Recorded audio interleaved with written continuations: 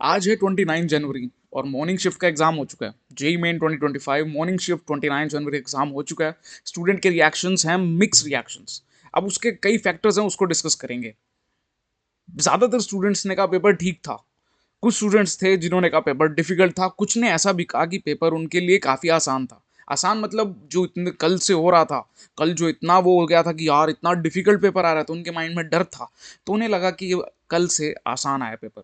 तो जानेंगे 99 परसेंटाइल किस में आएगी, डिफिकल्टी लेवल क्या था, मेन टॉपिक्स कौन कौन से हैं जो पूछे गए थे, और एनटीए क्या कर रहा है।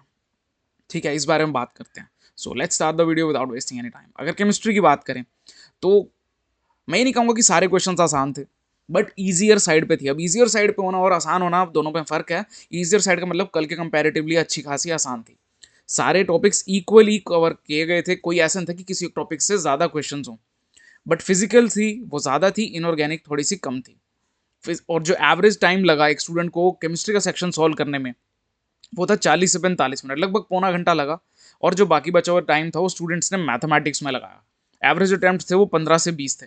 अब देखो कुछ स्टूडेंट्स को क्योंकि कल वाला इतना डर बैठ गया माइंड में, उनसे क्वेश्चंस नहीं हुए होंगे टू बी ऑनेस्ट। और मुझे पता है जो आप वीडियो देख रहे हो आपके माइंड में होगा कि यार पेपर तो आसान था ही नहीं, बिकॉज आपके माइंड में वो डर था कहीं ना कहीं। बट रिलेटिवली मैं कहूँगा रिलेटिवली ईजियर साइड पे थी। ऐसा नहीं कि बिल्कुल श्योर शॉर्ट ईजी थी, रिलेटिवली ईजियर साइड पे थी। अगर फिजिक्स की बात करें तो ये भी रिलेटिवली ईजियर साइड पे थी कल के कंपैरेटिवली। और कुछ क्वेश्चंस थे मॉडरेट लेवल के भी थे, चैलेंजिंग क्वेश्चंस थे, ट्विस्टेड क्वेश्चंस थे। एवरेज टाइम जो इस सेक्शन को सॉल्व करने में लगा होगा वो लगा होगा 45 मिनट्स। क्लास 11th की ज़्यादा क्वेश्चंस पूछे गए थे, मैकेनिक्स ज़्यादा आई हुई थी। रे ऑप्टिक्स के 2 क्वेश्चंस थे, मॉडर्न फिजिक्स के 2 क्वेश्चन थे, यूनिट और डायमेंशंस के 2 क्वेश्चंस थे, ग्राफ बेस्ड क्वेश्चन से 4। बाकी टॉपिक से एक एक क्वेश्चंस पूछे गए थे नॉर्मल से। तो फिजिक्स ईजियर साइड पे थी कल के कंपैरेटिवली।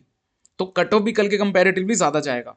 मैं ये नहीं कह रहा इतना आसान था कि एकदम से क्वेश्चन सोल्व हो जाएंगे, नहीं भाई मैं वो नहीं कह रहा। मैं समझ सकता हूँ कि ये सुन के भी दुख होता है कि यार तुमने इस पेपर को आसान कैसे कह दिया, मेरे से क्वेश्चन सोल्व नहीं हो रहे, तुम कह रहे हो आसान है। तो मैं तुम्हारी इस बात को अच्छे से समझ रहा हूँ। तो मैं ये कहूँगा कि कल के कंपैरेटिवली आसान, वैसे कोई खास बहुत ईजी वाली बात नहीं थी, ठीक था, easy to moderate level. Mathematics की बात करें, देखो मैथमेटिक्स का ना एक कॉमन चीज़ हो चुकी है कि पेपर जो आता है वो लेंथी तो आता ही है, थोड़ा टफ भी होता है एज यूजुअल, इसमें कोई खास अलग बात नहीं है। एवरेज टाइम जो स्टूडेंट को लगा वो था कि मतलब जो डिवोट करे वो थे 80 मिनट डिवोट करे तो भी नहीं हो पा रहे थे। स्टूडेंट्स ने बोला कि हमें लगभग लगभग सवा घंटा 1.5 घंटा लग गया, फिर भी क्वेश्चंस नहीं हो रहे थे। बैलेंस था, सबसे क्वेश्चंस ठीक ठीक आए थे। मतलब बैलेंस का मतलब यूं कहूंगा कि जैसे पहले हमें पता है कि इसकी टॉपिक से क्वेश्चंस आते हैं वही था, और सारे टॉपिक्स कवर थे। एवरेज अटेम्प्ट्स जो कर पाया होगा स्टूडेंट 8 10 से 12 क्वेश्चन, इससे ज़्यादा क्वेश्चंस नहीं हिले होंगे। तो मैं तुम्हें कहूंगा कि हाँ, मैथ्स आसान नहीं था। इंटीग्रेशन का यूज़ काफ़ी क्वेश्चंस में हुआ था। बाकी तो तुम बता सकते हो कमेंट करके कि किसका टॉपिक का यूज़ ज़्यादा हुआ था। बाइनोमियल से एक क्वेश्चन, लिमिट्स कॉन्टिन्यूटी डिफरेंशियबिलिटी, ये आपस में इनसे 3 से 4 क्वेश्चन बन रहे थे, लिमिट्स कॉन्टिन्यूटी और डिफरेंशियबिलिटी से। वेक्टर 3D से 4 क्वेश्चन, 3 से 4 एज यूजल। कॉनिक्स से 3 क्वेश्चन, ये सबको पता होता है। पीएनसी और प्रोबेबिलिटी से 3 क्वेश्चन, ये इतने आते हैं। तो ये पेपर थोड़ा बैलेंस था, बट लेवल ज़्यादा था, लेंथी था, कैलकुलेटिव था। तो पेपर बहुत ज़्यादा आसान नहीं था 99 परसेंटाइल के लिए कहें।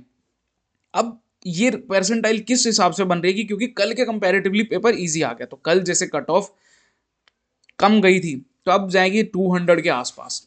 अब एक स्टूडेंट का फोन आया, वो बोले कि वहां पर उनके सेंटर पे जो बात कर रहे थे कि उन्हें लग रहा था क्योंकि ज़्यादा अच्छे क्वेश्चंस कर लिए कईयों ने, वो कह रहे थे 220 240 के अराउंड भी जा सकती है। बट ज़्यादातर स्टूडेंट्स ने कहा कि पेपर इतना आसान भी नहीं था। ठीक है, मॉडरेट सा लग रहा था, तो 200 के आसपास जाएगी कट ऑफ, 200 210 के अराउंड।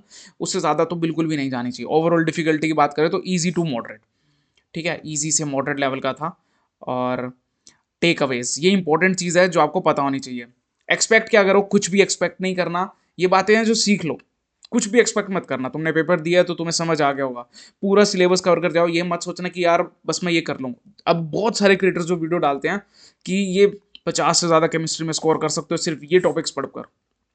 अब मुझे एक बात बताओ, अगर ऐसा ही होता तो सभी यही सब कर लेते ना। कोई पागल होगा जो 2 साल 3 साल लगा रहा है अपने घर से दूर रहकर तैयारी कर रहा है, या अपना सब कुछ छोड़कर एंजॉयमेंट छोड़कर जो पढ़ रहा है, वो यही 50 50 50 ये नंबर, यही थोड़े वो टॉपिक पढ़ के ही लेगा आखिरी के 2 महीने में, वो क्यों घिसेगा अपना। तो इन सब चीज़ों के ऊपर मत पढ़ो, ये ट्रैप है, व्यूज़ के लिए होती हैं चीज़ें। इन चीज़ों में मत आना। और आई होप अगर अभी ये वाला अच्छा नहीं गया तो आगे वाला अच्छा चल जाए, जो अप्रैल अटैम्प्ट आने वाला है। यही कोशिश कर सकते हैं हम, क्योंकि अब जो हो गया वो हो गया, उस पर मिट्टी डाल के आगे बढ़ो, उनसे लेसन सीखो अगर अच्छा नहीं हुआ तो। बाकी ये वाला पेपर रिलेटिवली पहले से आसान था, और मैंने कल मेरे ना वीडियोस में आप चेक कर सकते हो, मैंने बोला था कि ये कल के कंपैरेटिवली, है ना, आने वाली शिफ्ट्स में पेपर थोड़ा आसान मिलेगा, एटलीस्ट एक में तो बहुत आसान होगा, और ये उसमें से था।